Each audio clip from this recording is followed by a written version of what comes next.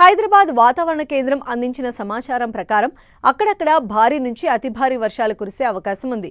కాబట్టి ప్రస్తుతం వేసిన పంటల్లో, వేయబోయే పంటల్లో చేపట్టాల్సిన సమగ్ర యాజమాన్య పద్ధతులను తెలియజేస్తున్నారు ప్రొఫెసర్ జయశంకర్ వ్యవసాయ యూనివర్సిటీ శాస్త్రవేత్తలు.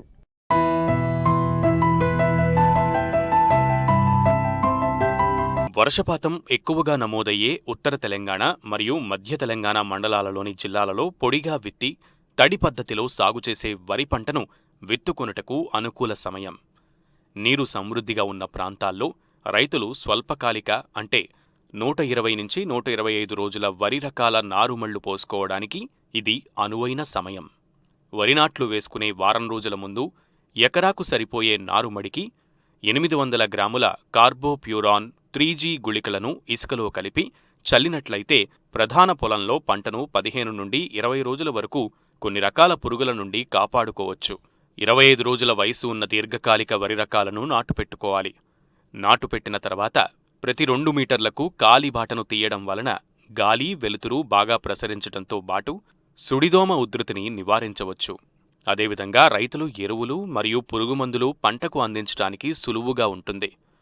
ముందస్తు చర్య నివారణ భాగంగా ఎకరానికి 10 కిలోల కార్బోప్యూరాన్ 3G గుళికలను నాటిన 10 నుండి 15 రోజుల మధ్య వేసుకోవడం ద్వారా కాండం తొలుచు పురుగు మరియు ఉల్లి కోడును నివారించుకోవచ్చు.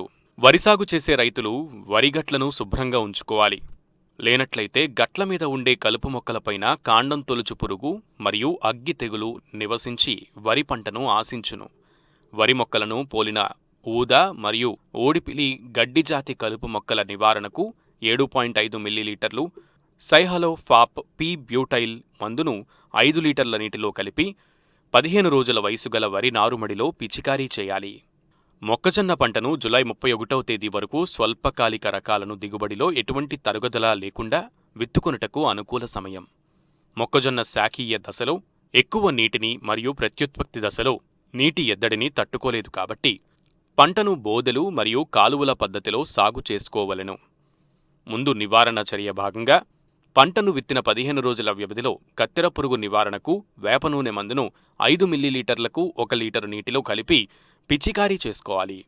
లింగాకర్షక బుట్టలను అమర్చటం ద్వారా కత్తెర పురుగు ఉధృతిని గమనించవచ్చు. ఆఖరి దుక్కిలో మొత్తం భాస్వరం 1/3 వంతు నత్రజని మరియు సగం పొటాష్ ఇచ్చే ఎరువులను చివరి దుక్కిలో వేసుకోవాలి. జొన్నలో మవ్వతొలుచు ఈగ గమనించటమైంది. నివారణకు 2 మిల్లీలీటర్ల కార్బోసల్ఫాన్ మందును లీటరు నీటికి కలిపి పిచికారీ చేయాలి. జొన్నలో కాండం తొలుచు పురుగు నివారణకు పంట విత్తిన 30 నుండి 35 రోజుల దశలో ఎకరాకు 4 కిలోల కార్బోప్యూరాన్ 3G గుళికలను కాండము సుడులలో వేయాలి.